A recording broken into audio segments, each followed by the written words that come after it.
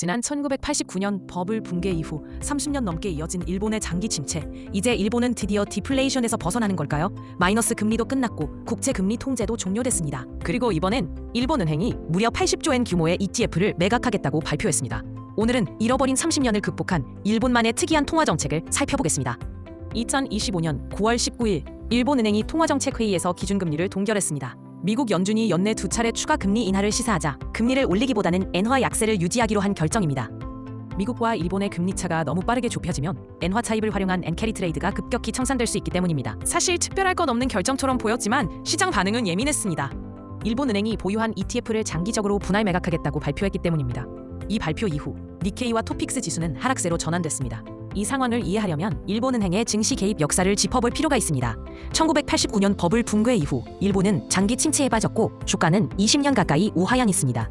주가 하락이 장기화되자 금융기관들이 보유한 주식 자산도 계속 하락하면서 막대한 손실을 입게 됩니다. 결국 2002년 일본은행은 금융 시스템 붕괴를 막기 위해 개별 일본 기업 주식을 직접 매입합니다. 이 조치를 금융 안정화 조치라고 부릅니다. 당시 매입한 주식 규모는 1조 3천억 엔에 달합니다. 이후 2016년부터 10년에 걸쳐 시장에 부담을 주지 않도록 조심스럽게 분할 매각했고 2025년 7월 전량 처분을 마쳤습니다. 이후 일본은행은 더 강한 방식으로 증시에 개입하게 됩니다. 2008년 글로벌 금융위기와 장기 디플레이션 속에서 일본은 본격적으로 비전통적인 통화정책에 나섭니다. 대표적인 조치가 ETF 직접 매입이었고 2010년부터 2023년까지 니케이와 토픽스 ETF를 37조 엔 규모로 사들입니다. 이후 주가 상승으로 인해 현재 해당 ETF의 시가는 약 80조 엔에 달하며 일본 증시 시가총액의 약 8%를 차지하는 막대한 규모가 되었습니다. 이처럼 너무 큰 규모이기 때문에 지금까지는 시장 충격을 우려해 매각을 미뤄왔습니다. 그런데 이번 정책회의에서 일본은행은 이 ETF를 매각하겠다고 밝힌 겁니다. 연간 6천억 엔씩 100년 이상에 걸쳐 이 ETF를 천천히 매각하겠다는 방침입니다. 니케이와 토픽스 ETF는 일본 대표 기업들로 구성되어 있기 때문에 매각이 이뤄지면 지수 구성 종목들도 시장에 나올 수밖에 없습니다.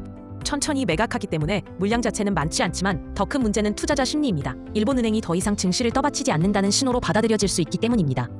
마이너스 금리 YCC가 단계적으로 종료된 가운데 이번 ETF 매각 결정은 잃어버린 30년 동안 유지되던 일본의 비전통적 통화 정책이 본격적으로 종료되는 신호로 읽힙니다. ETF는 앞으로 수십 년에 걸쳐 천천히 매각될 예정이기 때문에 수급 충격은 크지 않을 수 있습니다.